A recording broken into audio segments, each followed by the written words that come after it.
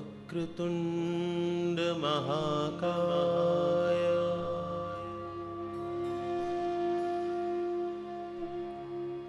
सूर्यकोटि समप्रभ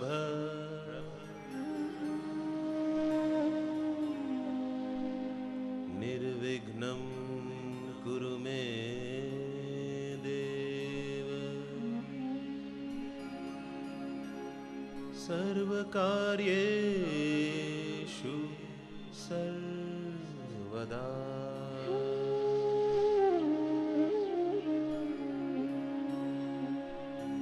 सबसे पहले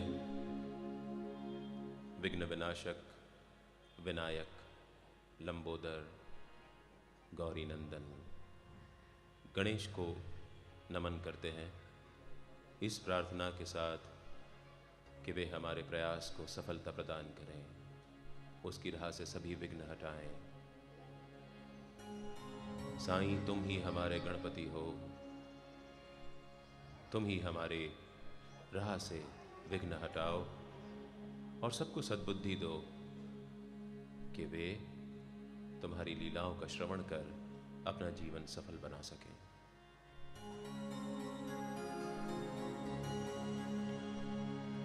गजाननं भूतगणादिसेवितं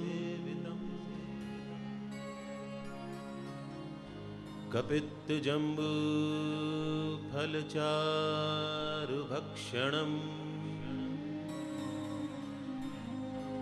उमासुतं शोकविनाशकारम्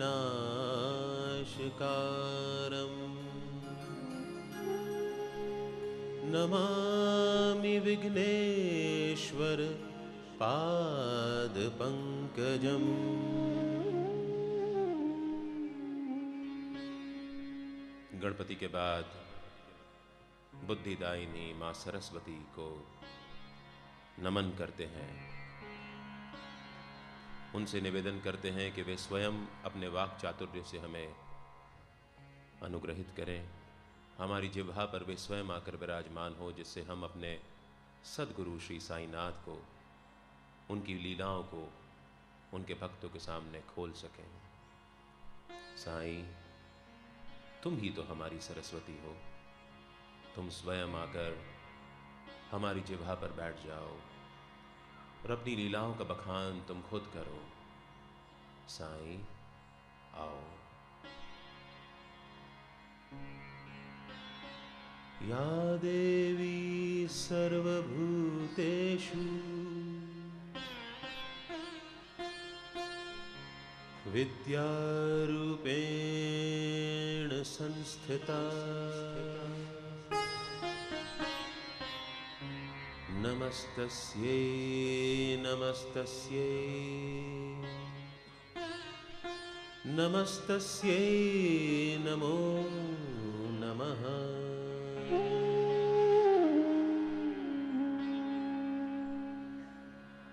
साईं बाबा अक्सर अपने गुरु के बारे में वेंकुशा का नाम अपनी जुबान पर लाते थे। साईं के 108 नामों में से ओम श्री वेंकटेश रमणाय नमः ये एक और नाम है। लोगों का मानना है कदाचित साईं विष्णु के तिरुपति बालाजी स्वरूप को अपना गुरु मानते थे। उन्हीं भगवान विष्णु जो कि इस पृथ्वी के संचार करता है, उनसे निवेदन है कि जिस प्रकार वे अपने भक्तों के हृदय में निवास करते हैं, साईं भी इस अमृत कथा के माध्यम से अपने भक्तों के हृदय में वैसे ही बस जाएं। नाहं वसामि वैकुंठे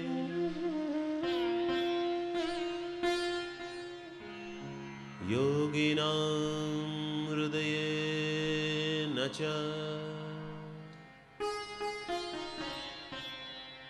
न मैं वैकुंठ में रहता हूं, न योगियों के हृदय में, मैं तो वहीं रहता हूं जहां मेरे भक्त मुझे याद करते हैं। मद्भक्ता यत्र गायन्ति तत्र तिष्ठामि नारद।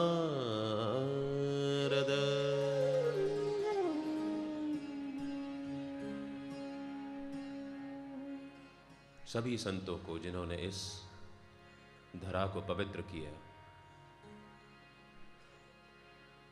एकनाथ, ज्ञानदेव, तुकाराम, वाल्मीकि, गोस्वामी तुलसीदास, महर्षि वेदव्यास, शुकदेव, निपट, निरंजन, याज्ञवल्क्य,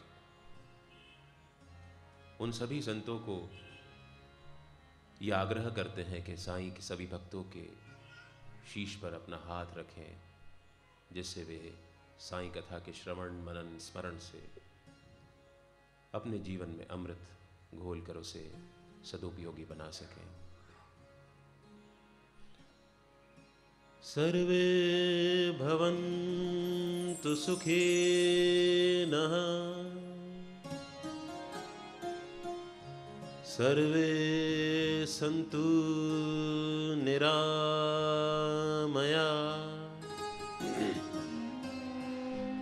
सर्वे भद्राणि पश्यन्तु, मा कश्चिद् दुःख भाग् भवेत्।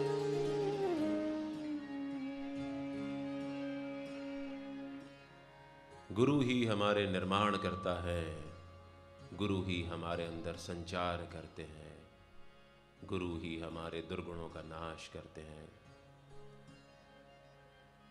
इस रूप से गुरु ब्रह्मा भी हैं, विष्णु भी हैं, महेश भी हैं। G for generator, O for operator and D for destroyer, God।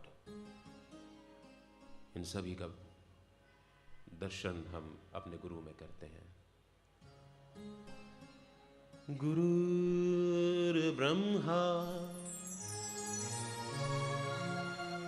गुरुर्विष्णु गुरुर्देवो महेश्वरः, गुरुर्साक्षात् परब्रह्म, तस्मै श्री गुरुवे नमः।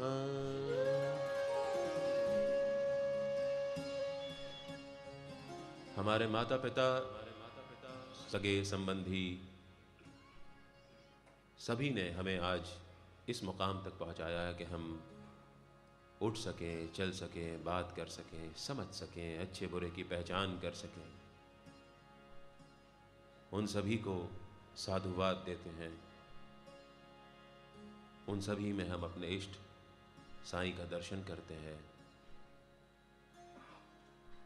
त्वमेव माताश्च पिता त्वमेव,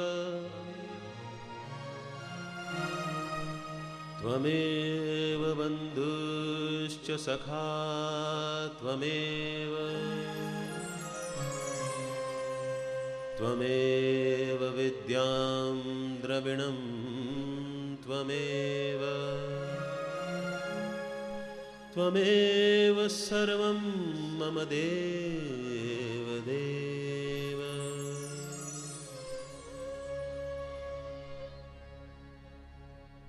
ये साईं कथा, ये संपूर्ण प्रयास हमने और हमारे जिन साथियों ने मिलकर किया है, वे सभी इस प्रयास को साईं के श्री चरणों में अर्पित करते हैं, इस कामना के साथ मेरा मुझ में कुछ नहीं, जो कुछ है वो तेरा, तेरा तुझको सौंपते,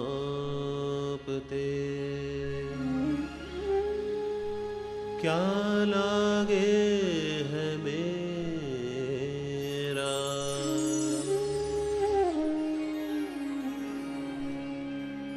कि साईं तुमसे बीनती, दोनों साथ रख,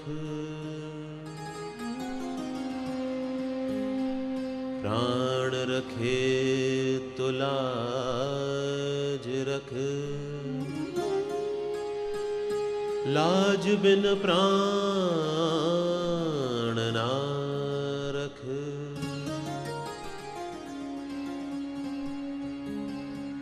मंच के बाईं ओर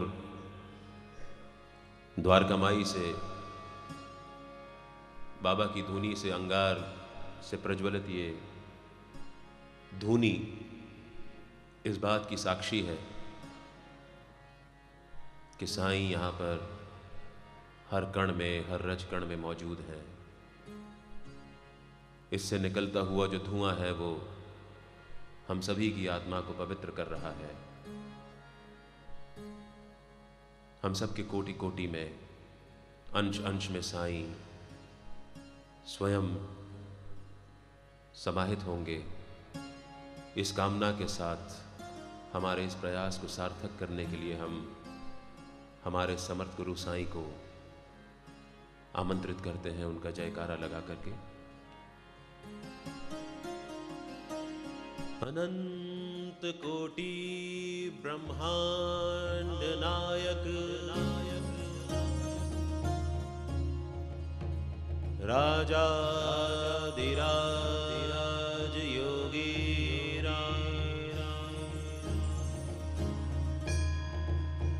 परब्रह्म श्री सच्चिदानंद,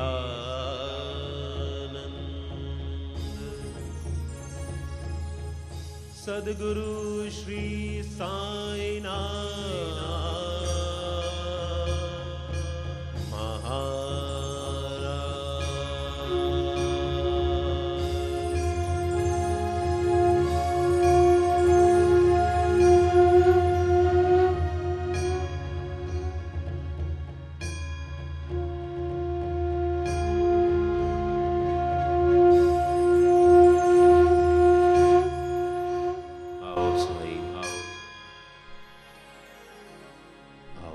स्वागत है।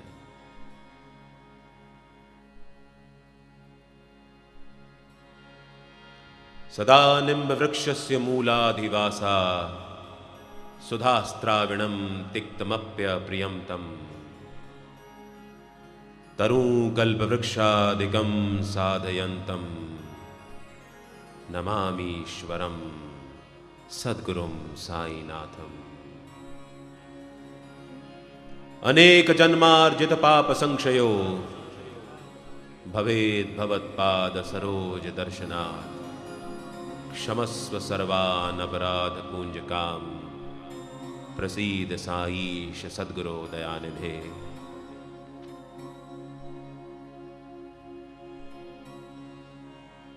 श्लोक, मंत्र। मंत्र यानी मननात् त्रायतीति, जिसके मनन मात्र से मनुष्य तर जाता है। जब तक हम किसी मंत्र का मर्म ना समझें, उसे रटंतु तोते की तरह बोलने का कोई अर्थ नहीं है। ये जो मंत्र अभी हमने सुना, जो बाबा ने हमसे बुलवाया, उसका भावार्थ आइए हम सब साथ में बोलेंगे। मैं कुछ अंश बोलूंगा उस भावार्थ का, आप मेरे साथ बोलेंगे, ताकि ये मंत्र और उसके माध्यम से साईं आपके हृदय में प्रवेश कर जाएं। मैं भगवान साईनाथ को नमन करता हूं। आप लोग मेरे साथ साथ पीछे पीछे बोलें तो बहुत अच्छा लगेगा। मैं भगवान साईनाथ को नमन करता हूं, जिनका सान्निध्य पाकर नीम वृक्ष कटु तथा अप्रिय होते हुए भी फलदायी कल्प वृक्ष से भी अधिक फलदायी है। हे सद्गुरु साईनाथ, तुम्हारे चरण कमलों के दर्शन मात्र से हमारे जन्म जन्मांतर में किए गए पाप नष्ट हो जाएं, यही कामना है।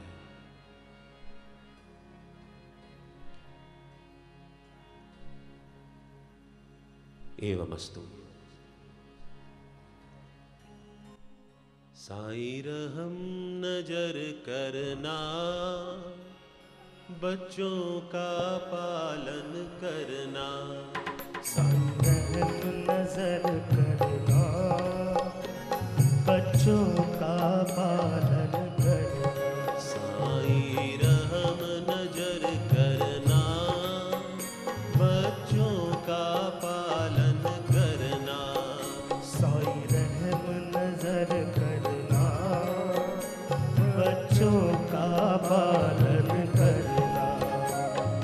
जाना तुमने जगत पसारा, सब ही झूठ जमाना। जाना तुमने जगत पसारा, सब ही झूठ जमाना। साईं रहम नजर करना, बच्चों का पालन करना। साईं रहम नजर करना, बच्चों का पालन करना। मैं अंधा हूँ बंदा आपका, मुझसे प्रभु दिखलाना। मैं अंधा हूँ बंदा आपका, मुझसे प्रभु दिखलाना। मैं अंधा हूँ बंदा आपका, मुझसे प्रभु दिखलाना। साईं रहम नजर करना, बच्चों का पालन करना। साईं रहम नजर करना, बच्चों का पालन करना।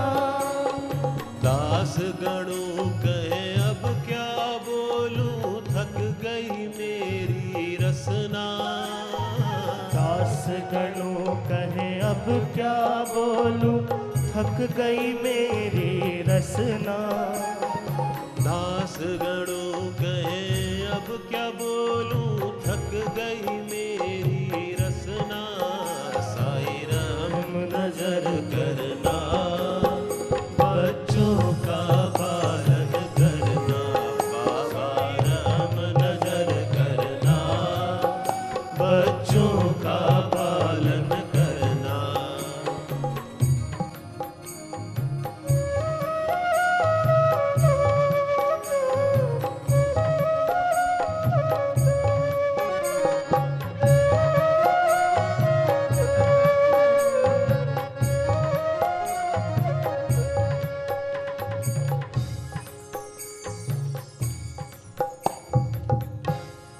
रहम नजर करो अब मोर साई, तुम बिन नहीं मुझे माँ बाप भाई। रहम नजर करो अब मोर साईं, तुम बिन नहीं मुझे माँ बाप भाई। रहम नजर कर, मैं अंधा हूँ बंदा तुम्हारा। मैं अंधा हूँ बंदा तुम्हारा। मैं ना जानू, मैं ना जानू, मैं ना जानू। अल्लाह इलाही रहम नजर करो अब मोर साई। तुम बिन नहीं मुझे माँ बाप भाई। रहम नजर करो खाली जमाना मैंने गमाया, खाली जमाना मैंने गमाया। साथी आखिर का, साथी आखिर का, साथी आखिर का किया न कोई। रहम नजर करो अब मोर साईं,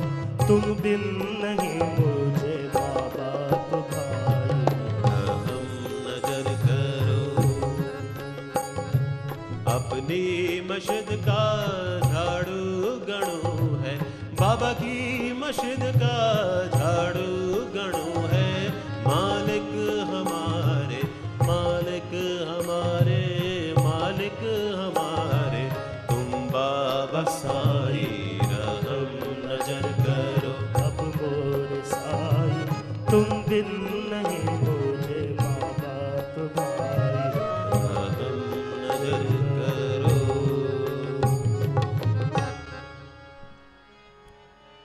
कली की तरह मंगलाचरण से हमने कथा का प्रारंभ किया।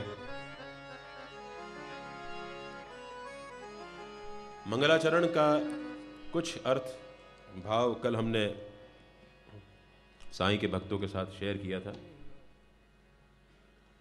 एक भाव यह भी है कि मंगलाचरण जो है वो एक बिल्डिंग में बुनियाद का काम करती है।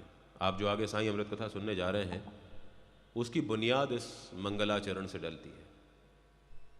तो जो साईं भक्त मंगलाचरण के समय यहाँ पहुँच गए थे उन सभी की बुनियाद जो साईं नाम की इमारत है उसकी बुनियाद बहुत मजबूत रहेगी। आगे से जो भी साईं भक्त हैं वो कृपया समय का विशेष ध्यान रखें, क्योंकि समय से ही कथा प्रारंभ होगी और समय से ही हम कथा को विश्राम देंगे। बिना नींव की बुनियाद कभी खड़ी नहीं होती है, तो हम सब अपनी नींव मजबूत करने में लग जाएं।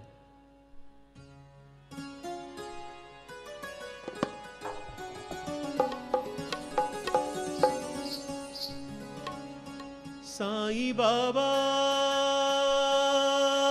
साईं बाबा, शिरडी वाले साईं बाबा।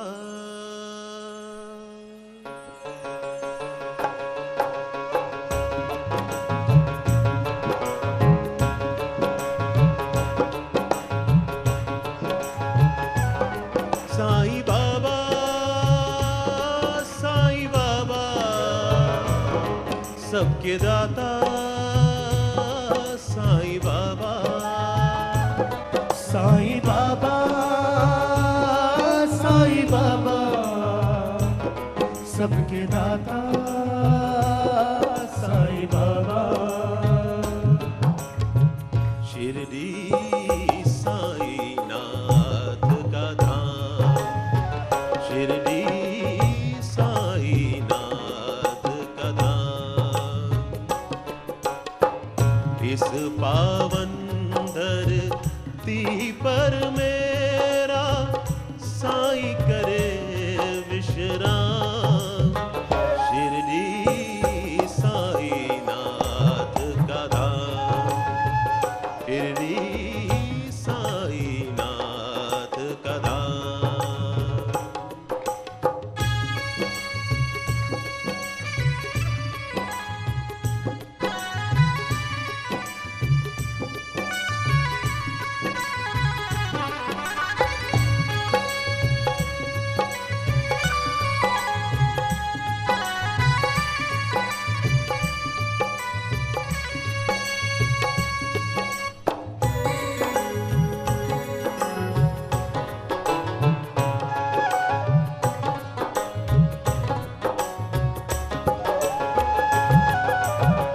श्रद्धा और विश्वास लिए जो साईं द्वारे आए, श्रद्धा और विश्वास लिए जो साईं द्वारे आए। बिन बोले दुख दूर हो सके, बिन मांगे फल पाए, बिन मांगे फल पाए। खुल जाते हैं द्वार दया के यहाँ सवेरे शाम। शिरडी साईं नाथ का धाम, शिरडी साईं नाथ का धाम।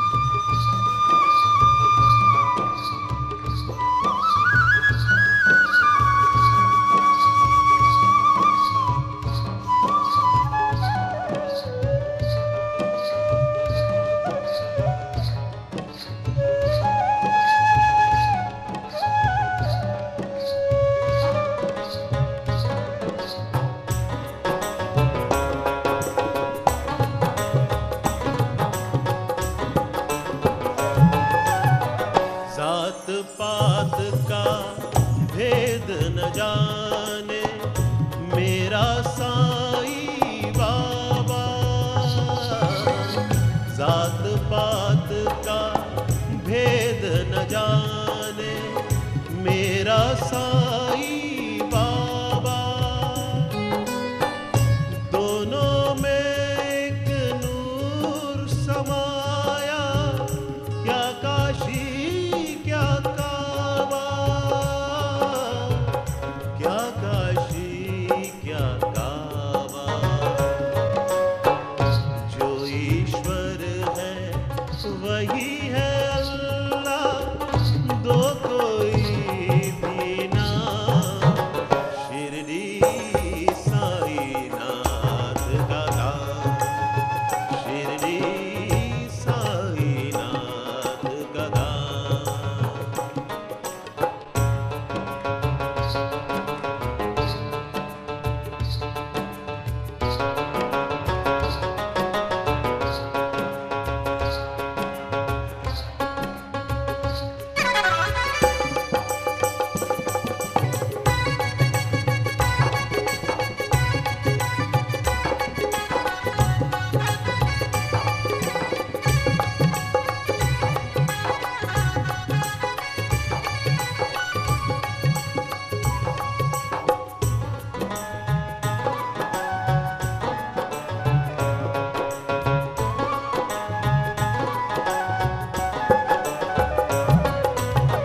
साईं का दिल शाहो जैसा, भेस फकीरों वाला। साईं का दिल शाहो जैसा, भेस फकीरों वाला। जल से दीप जलाने वाला, ये है संत निराला, ये है संत निराला।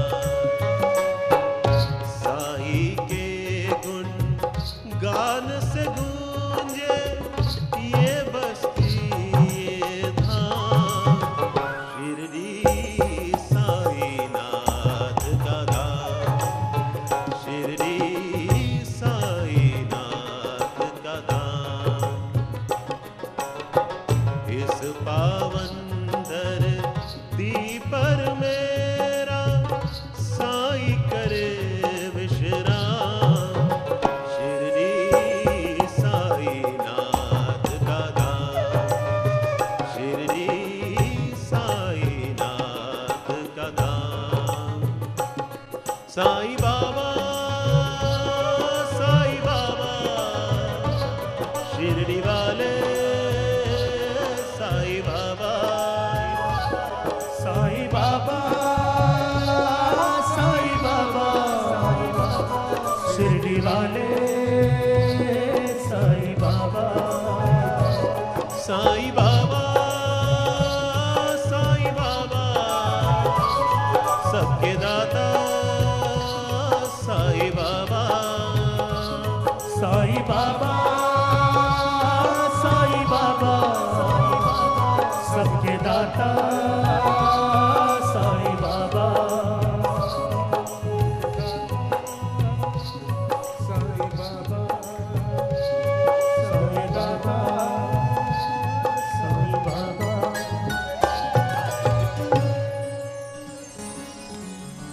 सभी को साईं राम।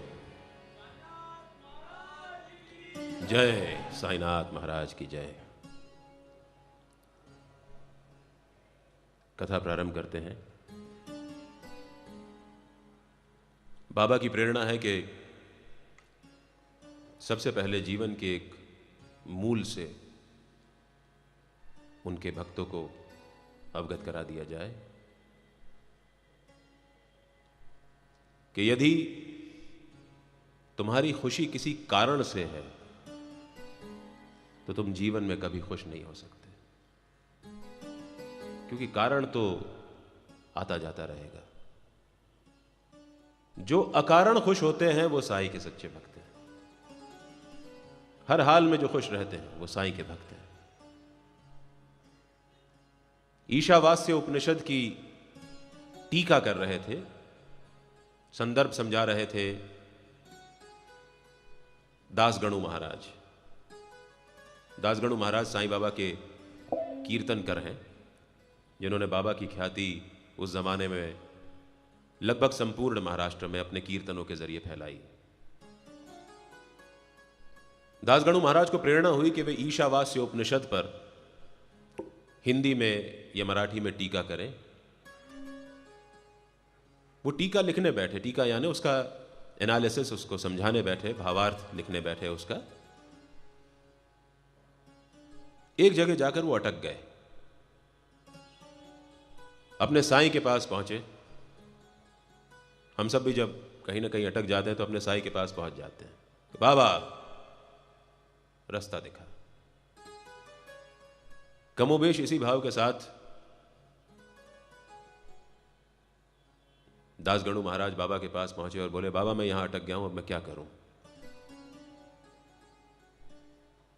देखिए, बाबा लीलाएं कैसी रचते हैं, उनके जो चमत्कार होते हैं वो किसी न किसी को संस्कारित करने के लिए होते हैं,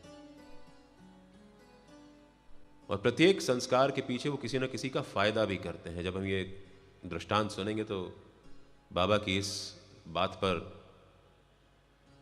इस कार्य प्रणाली पर हमको वाकई में बहुत हर्ष महसूस होगा। दासगणु महाराज से बाबा ने कहा कि तुम ऐसा करो, तुम मुंबई चले जाओ काका साहब दीक्षित के घर पे,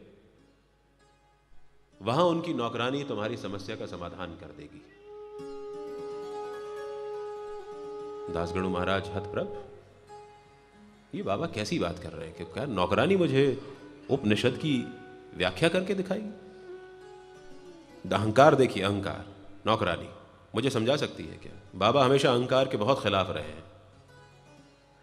हर किसी का अहंकार तोड़ने के लिए वो इस प्रकार की चीजें करते रहते थे कि उसका अहंकार कहीं ना कहीं से सामने वाले का टूटे। खैर, बाबा ने उनको रास्ता दिखाया। अटक वो गए थे, उनके पास कोई चारा नहीं था, जाना था। काका साहब दीक्षित के यहां पहुंचे। सवेरे सवेरे जब वो नींद से अलसभोर उठे तो उनके कानों में एक मीठी वाणी पड़ी जो कुछ गुनगुना रही थी। उसके बोल कुछ लाल रंग की साड़ी जिसकी जरीदार किनार है उससे मिलते जुलते थे।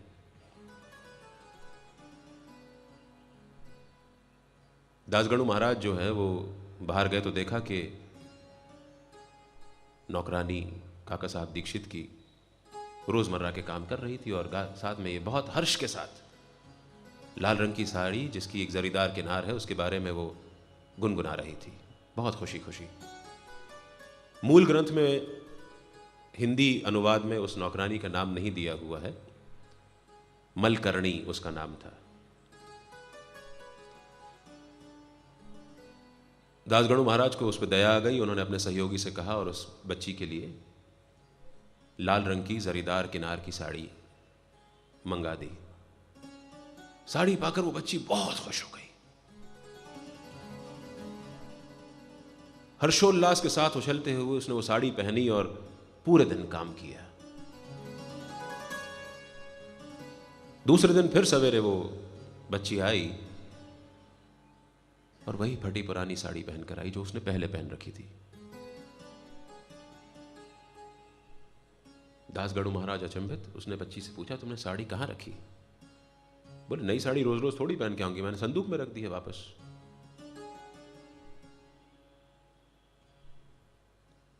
वो बच्ची अपने काम में लगी और खुशी खुशी कोई और गीत गाने लगी। दासगणु महाराज को अपनी जिज्ञासा का समाधान मिल गया था कि खुशी जो है वो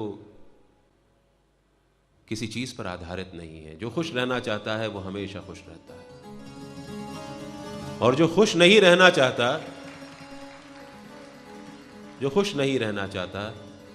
उसे अगर स्वयं साक्षात परम ब्रह्म भी आ जाए ना, उसे खुश नहीं रख सकते। यदि आपकी खुशी किसी चीज पर आधारित है तो आप भगवान में विश्वास नहीं रखते हैं, आप साईं में विश्वास नहीं रखते हैं। किसी चीज के मिल जाने या गुम जाने पर आपकी खुशी आती या जाती रहेगी तो नुकसान में रहेंगे। ऐसी ही एक और घटना हुई, ये बाबा पे स्वयं गुजरी। नानावली नाम का एक भक्त था, बाबा का। उसका असली नाम था शंकर नारायण वैद्य। बाबा के शिरडी आने से पूर्व वो शिरडी में ही रहता था। थोड़ा सा ये लोग कहें कि मिजाजी था, कुछ कहते थे सनकी था, अंग्रेजी में कहें तो एक्सेंट्रिक था। वो कब क्या कर जाए वो किसी को नहीं पता था। कभी वो निर्वस्त्र होकर घूमने लगता, कभी अपने जेब में बिच्छू रख के घूमता, कभी सांप को अपने गले में लटका के घूमता। नुकसान किसी का नहीं करता था वो। जैसे ही बाबा बरगद के पेड़ के नीचे पहुंचे, जब वो खंडोबा मंदिर के बाहर,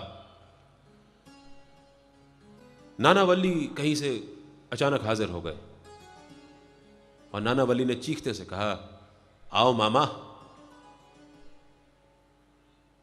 बाबा को उसने मामा बना लिया था। समय गुजरता गया, नाना वली ऐसे ही सनकी पने की हरकतें करता गया। उसका एक ही मकसद था कि बाबा की फौज करेगी मौज। वो अपने आप को बाबा की सेना का कमांडर कहता, सेनापति। और शिरडी के कुछ लोग उसे कहते बाबा का गुंडा है ये तो। 1908 के बाद जब बाबा की ख्याति खूब बढ़ गई और बहुत भीड़ लगती थी मस्जिद में बाबा के दर्शनों के लिए, एक दिन नाना वली धन धनाते हुए अंदर घुसा। जो भक्त लाइन में कतार में खड़े थे उनके हाथ की थालियां गिर गईं। जो गिफ्ट वो बाबा के लिए लाए थे, जो बाहर बाबा के लिए लाए थे, वो इधर उधर हो गए। भक्त इधर उधर भाग गए। उसने बाबा से जाकर कहा, चल उठ उठ अपने आसन पे से। बाबा उठ गए। नाना वली स्वयं उस आसन पे जाके बैठ गया बाबा के। बाबा ने कुछ नहीं कहा। बाबा साइड में जाके खड़े हो गए।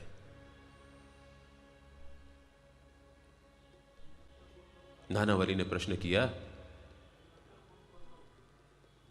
क्यों नवाब, कैसे हो? बाबा ने कहा, बहुत मजे में हूं, एकदम मजे में।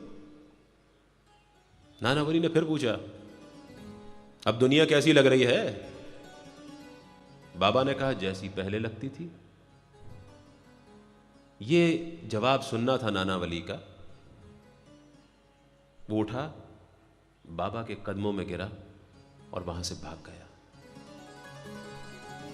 शिरडी के गांव वाले ये कहते हैं कि नाना वली जो है वो, उसके अंदर कोई प्रसिद्ध, कोई बहुत पहुंची हुई आत्मा थी जिसने बाबा की परीक्षा लेने के लिए प्रपंच रचा था कि बाबा को उनके स्थान से अगर हटा भी दिया जाए तो उन पे क्या असर होगा, क्या वो पहले की तरह ही सहज रहेंगे? तो मलकर्णी की साड़ी और नाना वली की इस हरकत से यही साबित होता है कि यदि हमारी खुशी किसी भी बात पर आश्रित है तो हम अभी ईश्वर से दूर हैं। जब हम बिना बात के ही खुश रहने लगेंगे तो साईं हमें हमेशा नवाजते रहेंगे, ईश्वर हमें हमेशा खुशी से नवाजते रहेंगे। साईं जो है वो जन्म जन्मांतर के बंधन में बहुत यकीन रखते थे। री इंकारनेशन, पुनर्जन्म। नाना साहब चांदोरकर को उन्होंने कैसे बुलवाया, बड़ी सुंदर सी छोटी सी कथा है। नाना साहब चांदोरकर डिप्टी कलेक्टर थे और कोपर गांव में ना, जो शिरडी से करीब आज की तारीख में 15 किलोमीटर के आसपास है, वहां पर वो जामाबंदी करने आए हुए थे, सीमांकन करने। अप्पा कुलकर्णी शिरडी के ही रहने वाले थे। उनके रेवेन्यू डिपार्टमेंट में ही काम करते थे। तो जामाबंदी में नाना साहब चांदोरकर की मदद के लिए नाना साहब चांदोरकर ने अप्पा कुलकर्णी को बुलवाया। अप्पा कुलकर्णी वहां गए, बाबा से परमिशन ली, क्योंकि शिरडी से कोई भी बाबा की परमिशन लिए बिना जा नहीं सकता था। और जब तक बाबा किसी को अनुमति ना दे, कोई भी द्वारका माई की सीढ़ी चढ़ नहीं सकता था। यदि आप में यहां कोई बैठा है जो द्वारका माई जाकर आया है, तो यकीन रखो बाबा ने आपको द्वारका माई आने की अनुमति दी थी, तभी आप पहुंच पाए थे। तो अप्पा कुलकर्णी जो है वो बाबा के पास गए। बाबा ने कहा ठीक है, जाओ वो नाना से कहना वहां पर कि मैंने उसे बुलाया है। अप्पा कुलकर्णी हतप्रभ, नाना कौन है? बोले जाओ तुम, वहां तुम्हारा जो अफसर है वो नाना है। अप्पा कुलकर्णी तो मुलाजिम बेचारे, उनको क्या पता, उनको लगा कि नाना नारायण गोविंद चांदोरकर उनका असली नाम था। तो नाना कौन? वहां गए तो पता चला कि नारायण गोविंद चांदोरकर, एनजी चांदोरकर, उनको नाना चांदोरकर के नाम से भी जाना जाता है। उन्होंने बाबा का संदेश श्री चांदोरकर को दे दिया। चांदोरकर ने कहा ये फकीर क्यों मिलना चाहता है मुझसे? मैं ऐसे फकीरों से नहीं मिलता। अप्पा कुलकर्णी वापस आए, उन्होंने बाबा से कह दिया कि उन्होंने तो स्पष्ट मना कर दिया आपसे मिलने से। बाबा ने कहा कोई बात नहीं, अगली बार जामाबंदी कब होने जा रही है? उन्होंने कहा करीब 6 महीने बाद बाबा दोबारा से जामाबंदी होगी। ठीक है तुम जाओ, तुम उससे पूछ के जाना, उसको साथ लेकर के ही आना। फिर अप्पा कुलकर्णी फिर गए, फिर बाबा ने उनसे कहा कि नाना को लेकर के आना। फिर नाना चांदोरकर से अप्पा ने कहा, उन्होंने फिर मना कर दिया। इस तरह करते करते करीब 3 साल हो गए। बाबा ने नाना को बुलाना नहीं छोड़ा और नाना ने भी कभी बात मानी नहीं।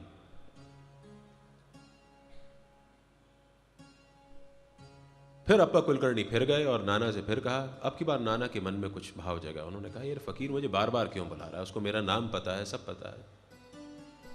नाना चांदोरकर गए। बाबा ने कहा आओ नाना, आपने मुझे क्यों बुलाया, आप क्यों बुला रहे थे मुझे? बाबा ने कहा नाना मेरा तेरा 4 जन्मों का रिश्ता है, दुनिया में कितने ही नाना हैं, मैंने तुझे ही क्यों बुलाया? और देखिए उसी नाना चांदोरकर ने बाबा के संदेश वाहक का काम किया। पूरे महाराष्ट्र में और संपूर्ण विदर्भ में, खानदेश में बाबा की ख्याति फैलाई। भक्त जो बहुत आगे चल करके प्रसिद्ध हुए बाबा की वजह से, उन सबको नाना साहब चांदोरकर माध्यम बन के ले आए थे। श्यामा से बाबा कहते कि मेरा तेरा 72 जन्मों का साथ है श्यामा। एक बार श्यामा बाबा की सेवा कर रहे थे और बाबा ने उनके गाल पे चकोटी काट ली। श्यामा नाराज तो होते नहीं थे बाबा से कभी भी।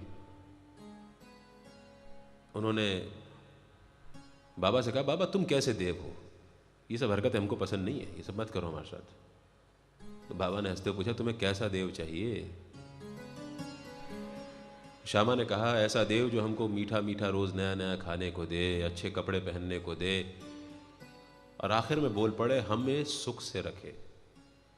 उस पे बाबा ने तुरंत कहा इसीलिए तो मैं यहां आया हूं।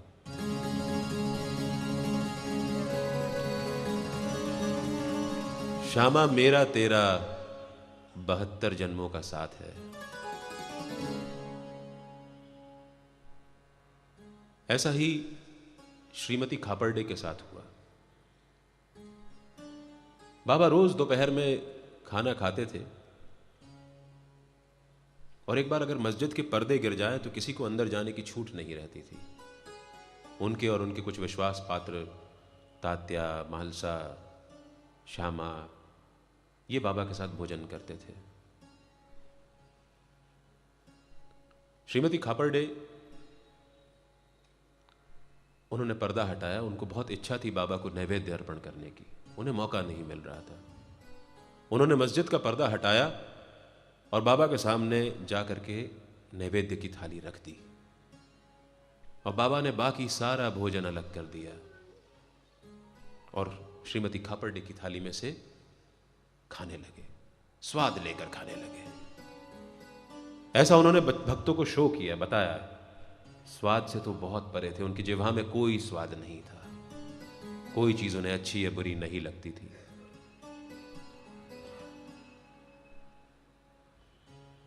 इस पर श्यामा ने उनसे पूछा, बाबा ये क्या है, भक्त इतने मुश्किल से तुम्हारे लिए इतने प्रेम से सब खाना लेकर के आए हैं और तुमने इन सब खानों को साइड में कर दिया और इस बाई की थाली में से, भाई हमारे यहाँ शायद नौकरानी को कहा जाता है, लेकिन वहाँ पे बाई आना बड़ा सम्मानजनक शब्द होता है, इस बाई की थाली में से तुम खाने लगे।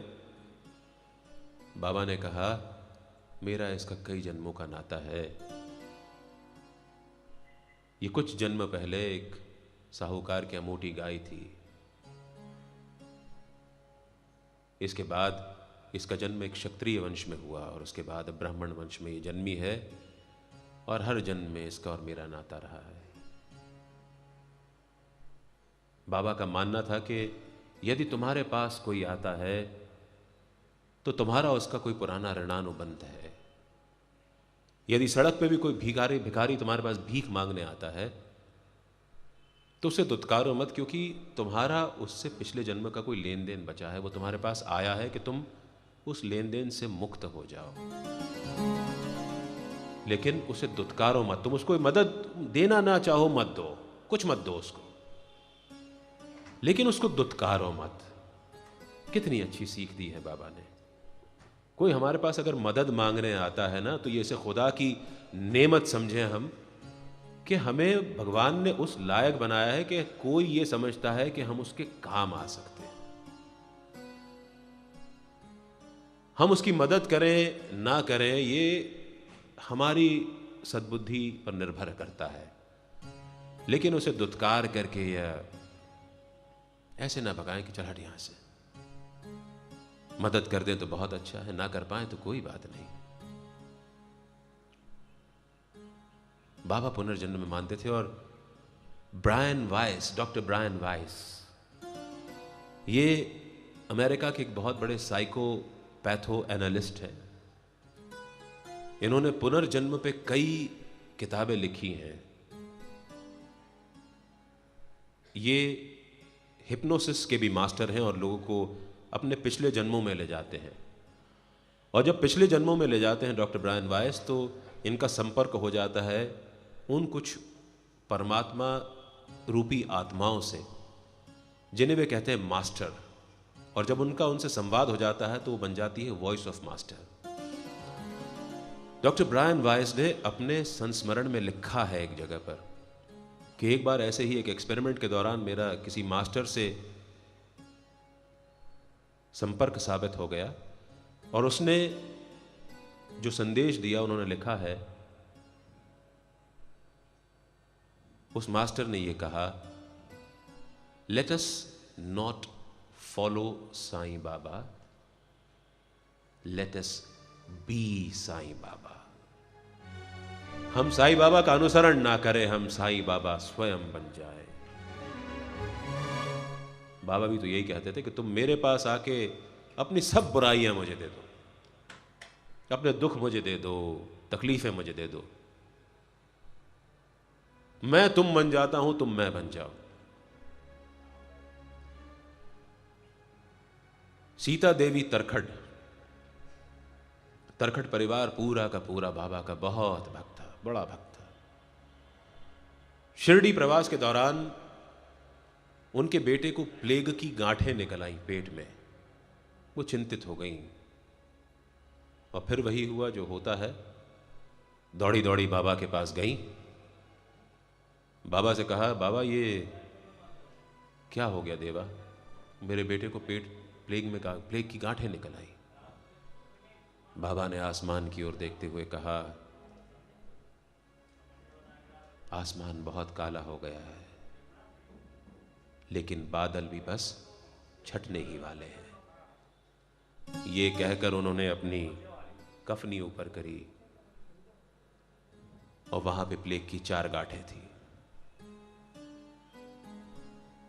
श्रीमती तरखड़ उनके पैरों में गिर पड़ी। वापस गई तो देखा बेटे को प्लेग की कोई गांठ नहीं थी।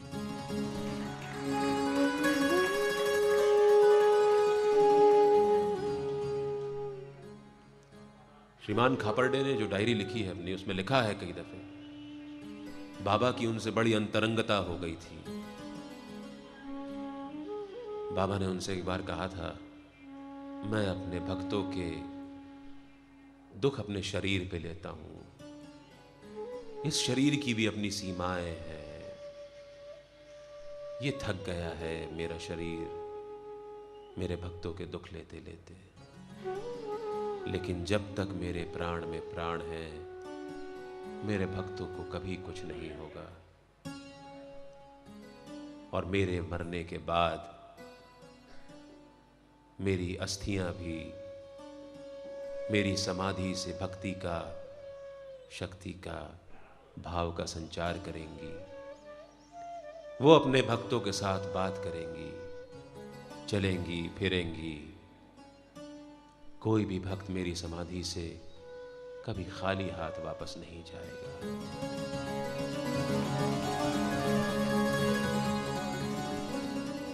बाबा ने इसे निभाया और निभाते ही रहे।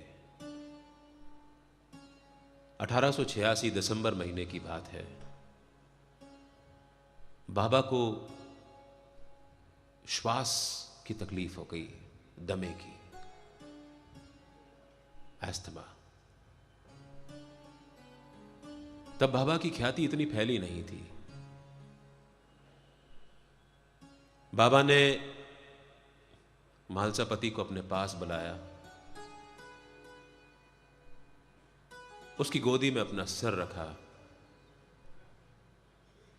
और बोले, म्हालसा मुझे बहुत तकलीफ हो रही है। मैं 3 दिन अपने पिता के पास हुआ आता हूं। यदि मैं 3 दिन में नहीं लौटा तो यहीं पर मुझे गाड़ देना और उसके ऊपर 2 झंडी लगा देना, जिससे तुझे याद रहे कि मेरा साईं यहीं रहता था। यह कहकर बाबा ने आंखें मूंद ली, निष्प्राण हो गए। म्हालसा पति रो भी नहीं सकते थे। उन पर कितनी बड़ी जवाबदारी थी कि अपने गुरु को, अपने मित्र को, अपने परमात्मा को उन्हें संरक्षित करके रखना था। लोगों ने समझा, शिरडी के वासियों ने समझा कि बाबा तो गए।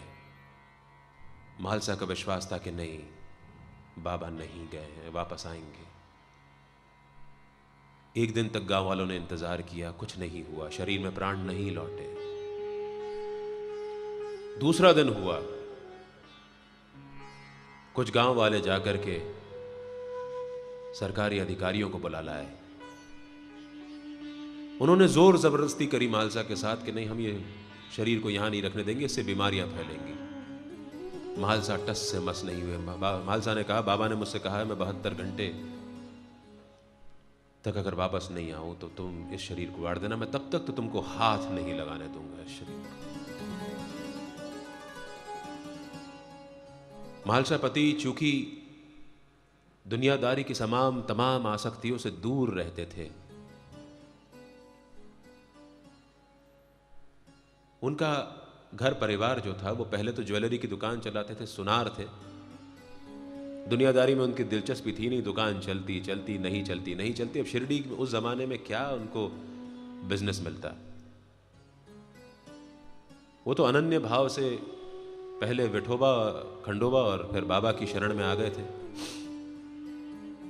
बाबा उन्हें बहुत धन हमेशा देते। बाबा कहते तू मेरे पास से पैसे ले जा, लेकिन कभी मानते नहीं थे। वो कहते थे नहीं बाबा, मुझे तुम चाहिए, मुझे कोई पैसा नहीं चाहिए। इस किस्म की भक्ति थी उनकी।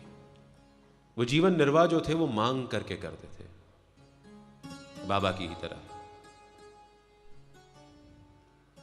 उनके घर पे हड़कंप मच गया। 2 दिन से चूल्हा नहीं जला।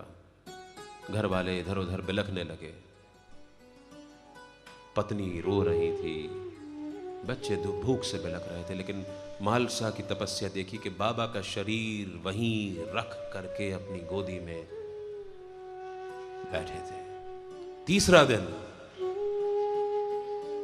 शरीर में कोई हलचल नहीं। गांव वालों का प्रेशर बाबा पर बढ़ता जा रहा था। सरकारी अधिकारी सिर पर खड़े थे।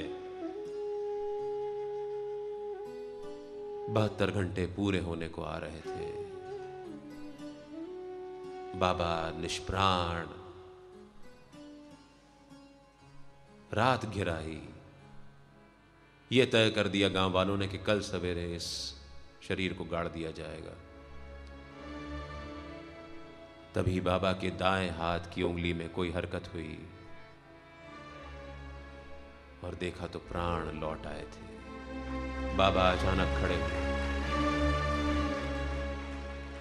जरा सोचिए कि अगर उस वक्त मालसापति बाबा के शरीर को दफनाने देते तो ये जो ख्याति बाबा की फैली है, हम और आप बाबा की कथा यहां नहीं सुन रहे होते।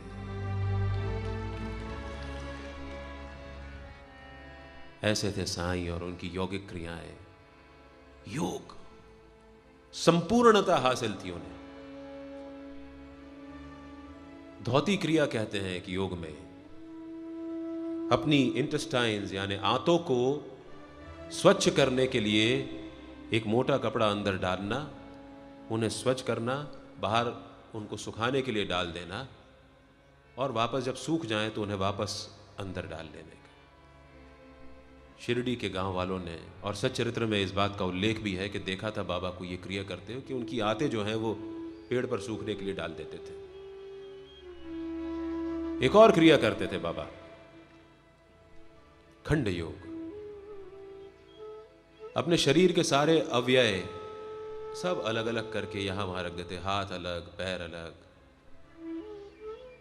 एक बार रात के समय जब उन्होंने खंड योग किया होगा, कोई भक्त वहां पहुंच गया।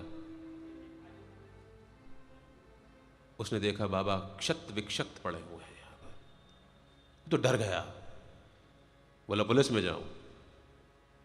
और डर गया कि पुलिस में जाऊंगा तो सबसे पहले मुझे ही पकड़ लिया जाएगा कि तूने हत्या करी है इसकी। वो चुपचाप घर गया और सो गया। दूसरे दिन डरते डराते हुए, छुपते छुपाते हुए मस्जिद में गया कि देखूं क्या हो रहा है। तो देखा बाबा वहीं धूनी में लकड़ियां डाल रहे थे।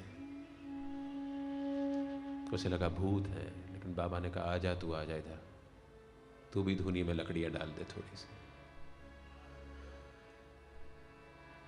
ऐसी ही एक और क्रिया करी उन्होंने। 1910 दिवाली का दिन, धूनी में लकड़ियां डाल रहे थे और डालते डालते उन्होंने हाथ धूनी में डाल दिया और जैसे किसी को खींच करके बाहर निकाला हो वैसे खींच करके बाहर निकाला। तात्या वहीं पड़ोस में बैठा था, वो डर गया। बाबा ये क्या करते हो, धूनी में हाथ क्यों डाल दिया आपने? बाबा ने कहा यहां से बहुत दूर एक लोहारन भट्टी धोक रही थी, उसे ध्यान नहीं रहा, भट्टी धोकते धोकते उसका बच्चा उस भट्टी में गिर गया था। मैं अपने भक्त को कैसे मर जाने देता। मैंने हाथ डाला और उसे बाहर निकाल लिया।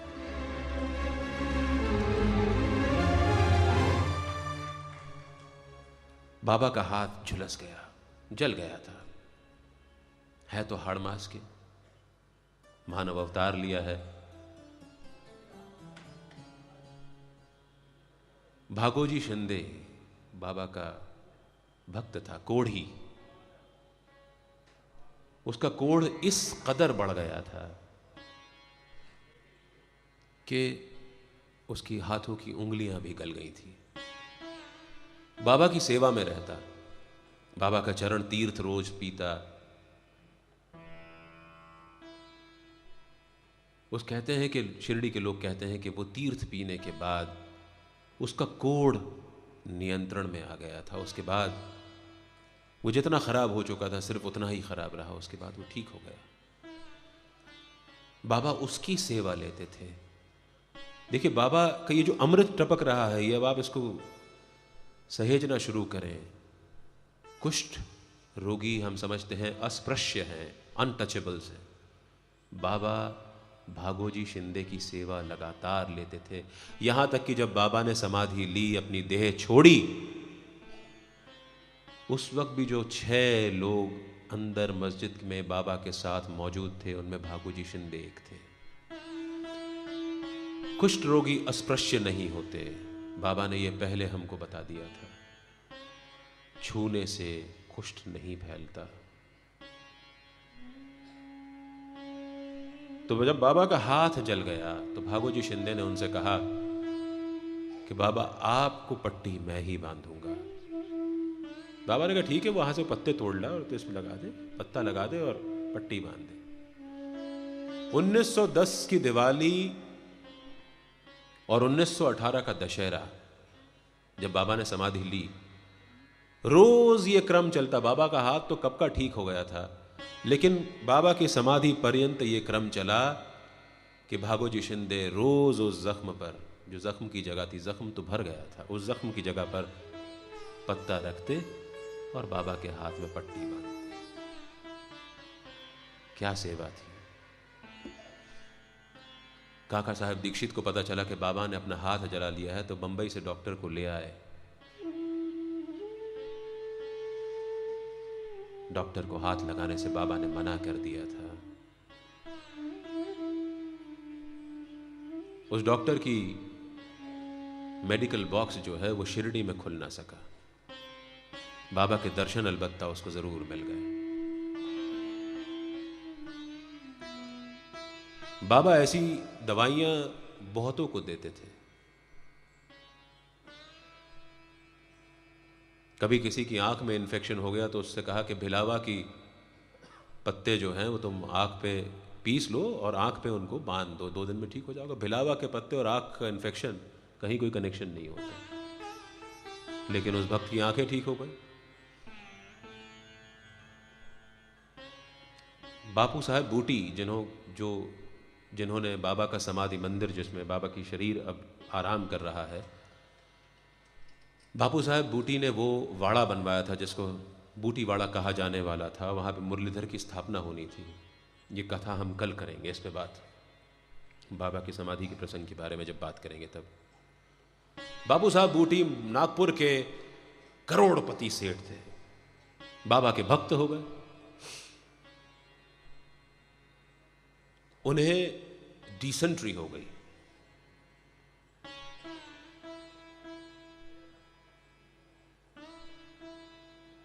बाबा ने उन्हें मस्जिद में बुलाया। मस्जिद में जाने से पहले उनके मित्र डॉक्टर पिल्लई उनकी बहुत देखभाल कर चुके थे। जितनी दवाएं दे रहे थे कोई असर उनको हो ही नहीं रहा था। बापू साहब बूटी मस्जिद में आए। बाबा ने यूं उंगली हिला के इशारा किया, अब उल्टियां तुम्हें नहीं होंगी। और बाबा ने कहा अब तुम बैठ जाओ, अब तुम ठीक हो जाओगे। डॉक्टर पिल्लई को बुला के कहा इन्हें वाड़े में ले जाओ और पिस्ते बादाम का घना काढ़ा बना करके इन्हें पिला दो। अब आज के डॉक्टर से हम कहें कि डिसेंट्री का मरीज है और उसको गाढ़ा काढ़ा पिला दो पिस्ते बादाम डाल के, तो वैसे ही मर जाएगा। बाबा की दवाइयों में अगर हम तर्क ढूंढने जाएंगे तो फिर हम बाबा पे विश्वास नहीं रखते। बाबा जब मस्जिद के पुनरुद्धार का काम चल रहा था, बाबा की मर्जी के बिना कुछ लोगों ने बाबा को अंधेरे में रख करके, खासकर पे नाना साहब चांदोरकर और काका साहब दीक्षित ने, और उसमें नाना साहब निमोणकर की भी थोड़ी सी शरारत थी। बाबा से वो पूछते कि मस्जिद का जीर्णोद्धार कर दें, बाबा कहते नहीं करना, तो टूटी फूटी है, मैं तो इसी में रहूंगा। लेकिन बाबा एक रात छोड़ करके चावड़ी सोने जाते थे। इन लोगों ने यहां पर काम शुरू करा दिया जब बाबा चावड़ी में सोने गए।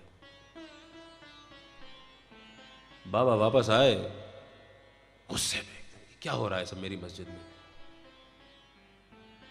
और बाबा का गुस्सा यानी ओहो उफ, सब लोग तितर बितर इधर उधर भागने लगे। सब कोई बाबा के सामने ठहर नहीं सकता था। वहां पे जो खंबे खड़े किए थे उन लोगों ने रातों रात छत डालने के लिए, जो एक टीन की छत रहती है उसको डालने के लिए, बाबा ने उसको जोर से पकड़ा, हिला के गिरा दिया। काका महाजनी बेचारे नाना साहब चांदोरकर और काका साहब दीक्षित के बिहाफ पर इस काम को सुपरवाइज कर रहे थे। उनकी हालत इतनी खराब थी उस दिनों, उन्हें भी अतिसार की शिकायत हो गई थी। तो मस्जिद में काम कराने जाते थे और वहीं पे अपना लोटा साइड में रख करके जाते थे कि कब जरूरत पड़ जाए। तो उस भागा दौड़ी में जब अफरा तफरी हुई, कोई भक्त वहां पर एक मूंगफली के दानों का पैकेट छोड़ गया था। अब बाबा की लीला देखिए, काका महाजनी भी भाग रहे थे। काका महाजनी का हाथ पकड़ा, बाबा ने कहा बैठ यहां पर। उन्होंने मूंगफली का पैकेट लिया, मूंगफली छीली, काका से बोले खा। बाबा की आज्ञा कोई टाल नहीं सकता। काका महाजनी ने मुंह में मूंगफली डाली। अब यह हुआ कि बाबा का गुस्सा होना, भक्तों का सहम करके साइड में खड़ा होना और काका महाजनी का मूंगफली खाना, यह सब एक साथ हो रहा था। लेकिन काका महाजनी ने अचानक ये महसूस किया कि उनकी पेट की तकलीफ जाती रही थी। अब बताइए इसमें क्या कोई मेडिकल साइंस कोई इसमें लॉजिक ढूंढेगी? जिसको अतिसार की शिकायत हो उसको आप मूंगफली खाने दे दो, उसकी क्या हालत होगी? लेकिन बाबा ये सब करते थे। जैसे जैसे बाबा की ख्याति फैलने लगी, शिरडी में लोगों का जमावड़ा बढ़ता जा रहा था। फिर बाबा ने ये देसी दवाइयां देना बंद कर दिया। फिर उन्होंने अपनी धूनी, जिसको उन्होंने हमेशा से प्रज्वलित करके रखा था जब से वो शिरडी में प्रवास पर थे, उस धूनी की राख उठा करके भक्तों को दवाई पे देते। और क्या चमत्कारी राख है! बाबा मुट्ठियां भरते, जलती हुई धूनी में से मुट्ठी भरते और देते रहते सबको।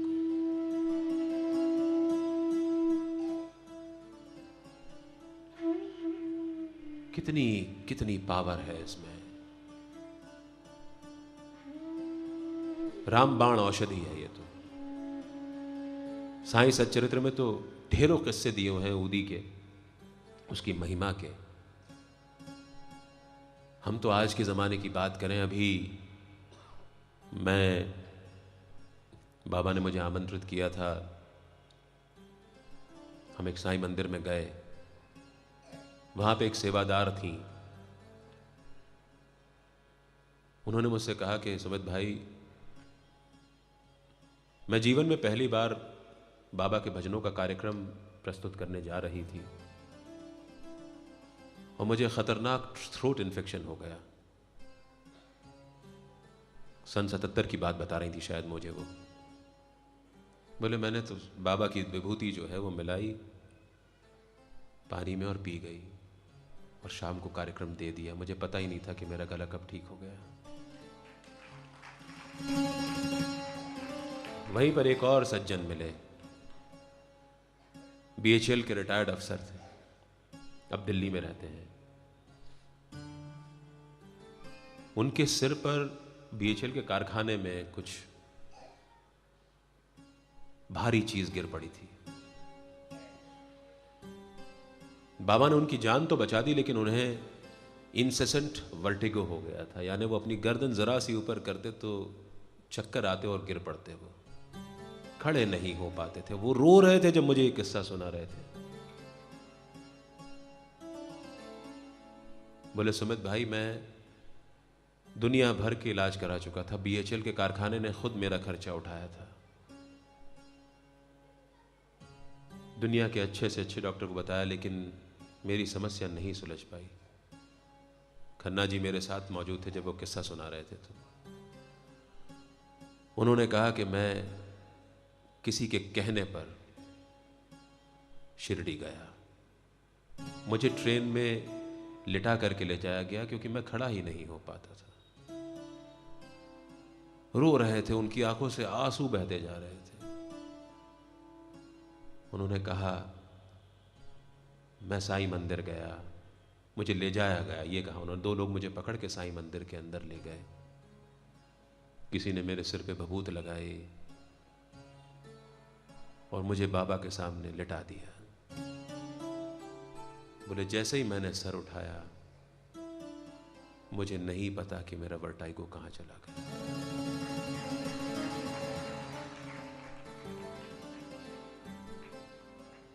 मैं स्वयं अपना किस्सा बताऊं आपको। मुंबई का Nanavati hospital, children intensive care unit, patient का नाम कृष पंड्या, मेरी पत्नी के बहन का बेटा। उसको दौरे पड़ते थे मिर्गी के या किसी भी चीज के, और वो एक दिन इन्हीं फिट्स में बुरी तरह अपने आप को उसने घायल कर लिया और जख्मी हो गया और उसका शरीर काला पड़ गया। नानावती हॉस्पिटल के डॉक्टर्स ने उसके बचने की उम्मीद छोड़ दी। हम लोग उसको देखने गए थे। It's a matter of time, doctor का ये कहना था। मेरी पत्नी ने मुझसे कहा, आपके पास बाबा की ऊदी है? मैंने कहा है। गाड़ी में थी, मैं ले आया और हमने डॉक्टर की परमिशन ली और वो ऊदी उस बच्चे के सिर पे लगा दी। और चूंकि आईसीयू में किसी को ठहरने की इजाजत नहीं दी जाती है, हमें वहां से जाना पड़ा। और 1 घंटे के अंदर उस बच्चे की मां का फोन आता है कि ये तो चमत्कार हो गया, बच्चे ने आंख खोल दी। डॉक्टर कहते हैं इसको ले जाओ तुम अपने घर।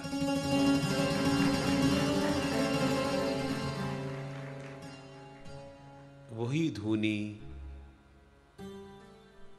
आज यहां भी जल रही है।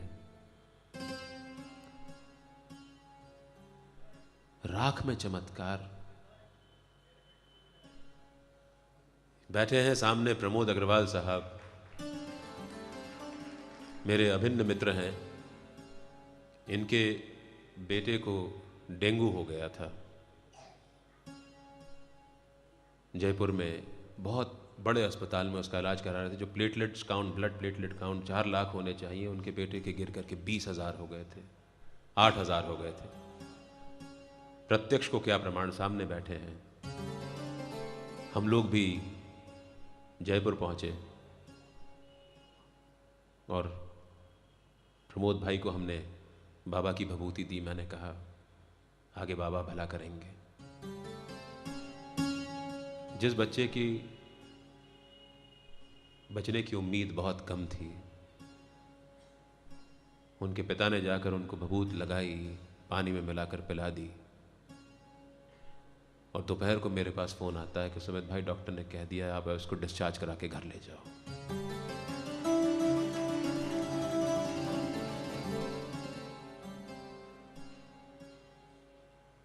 इस ऊदी के माध्यम से बाबा क्या संदेश देना चाहते थे? वो यही देना चाहते थे कि पूरा जगत नश्वर है, सब कुछ खत्म होने वाला है, हम और आप एक दिन इसी राख की तरह हो जाएंगे। लेकिन अपने जीवन को इतना दैदीप्यमान बनाओ कि तुम राख होकर के भी किसी के काम आ सको।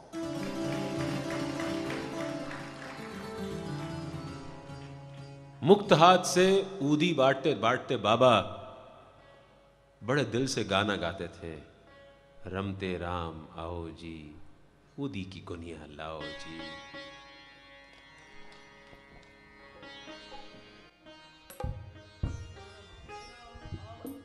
उदिया की गुनिया लाओ जी, रमते राम आओ जी, उदिया की गुनिया लाओ जी, रमते राम आओ जी, उदिया की गुनिया लाओ जी। हो रमते राम आओ जी, उदिया की गुनिया लाओ जी, रमते राम आओ जी, उदिया की गुनिया लाओ जी। अरे रमते राम आओ जी, उदिया की गुनिया लाओ जी, रमते राम आओ जी, उदिया की गुनिया लाओ जी।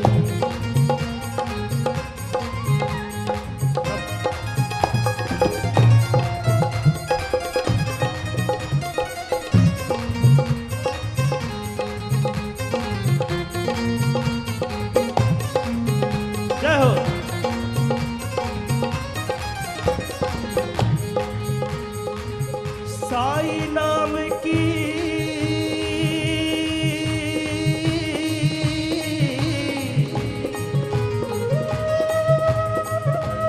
साई नाम की लेके विभूति, साई नाम की लेके विभूति, फिरता मैं तो गली गली। साई नाम की लेके विभूति, मैं तो फिरता गली गली। पीले कोई प्रभु का प्यारा, शोर मचाऊं गली गली। पीले कोई प्रभु का प्यारा, शोर मचाऊं गली गली गली गली गली गली गली गली गली गली गली गली गली गली गली गली। अरे साई नाम की लेके विभूति, मैं तो फिरता गली गली। साई नाम की लेके विभूति, मैं तो फिरता गली गली। पीले कोई प्रभु का प्यारा, शोर मचाऊं गली गली। अरे पीले कोई प्रभु का प्यारा, शोर मचाऊं गली गली गली गली गली गली गली गली गली गली गली गली गली गली गली गली गली।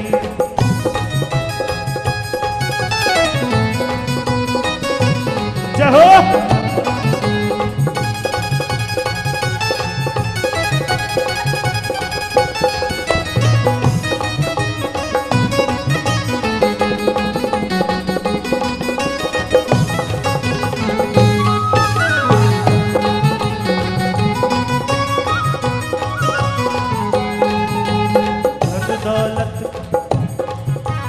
दौलत के दीवानों सुन लो, एक दिन ऐसा आएगा।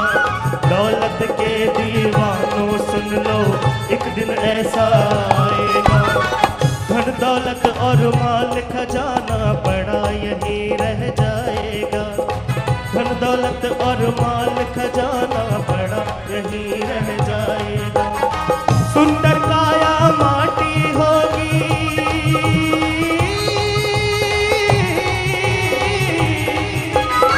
सुंदर काया माटी होगी। साई की सुन लो खरी खरी, सुंदर काया माटी होगी। साई की सुन लो खरी खरी।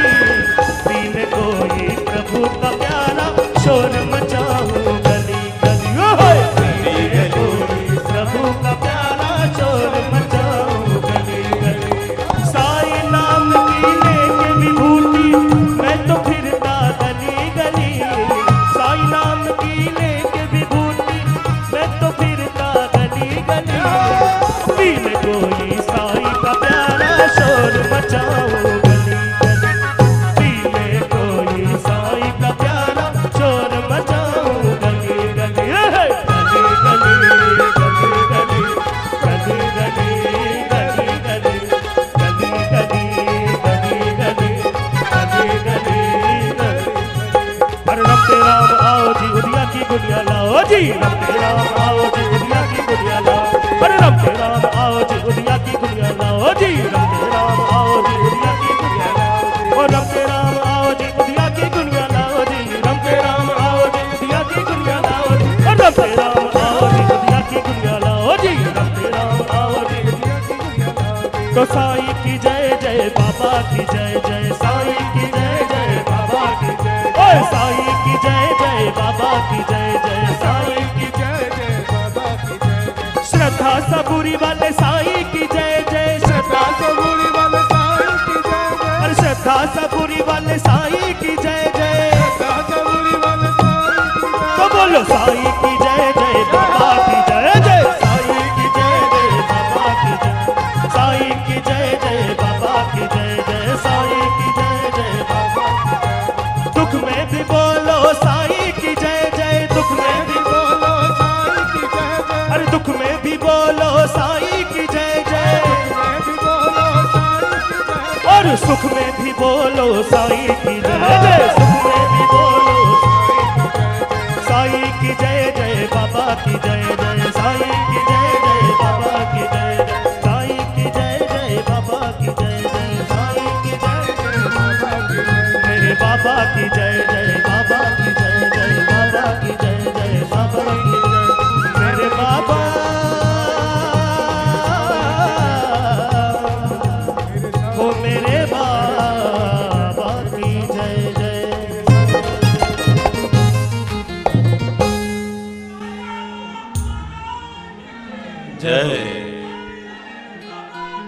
जय। बोलिए सच्चिदानंद सद्गुरु साईनाथ महाराज की।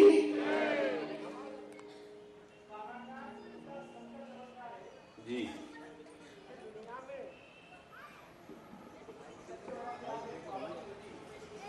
बेटा अमेरिका के अंदर बाबा ने उस बच्ची को कितने साल बाद बच्चा दिया था? हेलो साईनाथ महाराज की जय। यहाँ से बाबा के दरबार से बेटी आई कि बाबा मेरी दीदी की बेटी को बच्चा नहीं है। मैंने बाबा से बोला बाबा दुनिया में सबको औलाद देता है, आज बेटी अमेरिका से शिरडी नहीं आती है तो यहाँ से भूदी तो जाती है क्या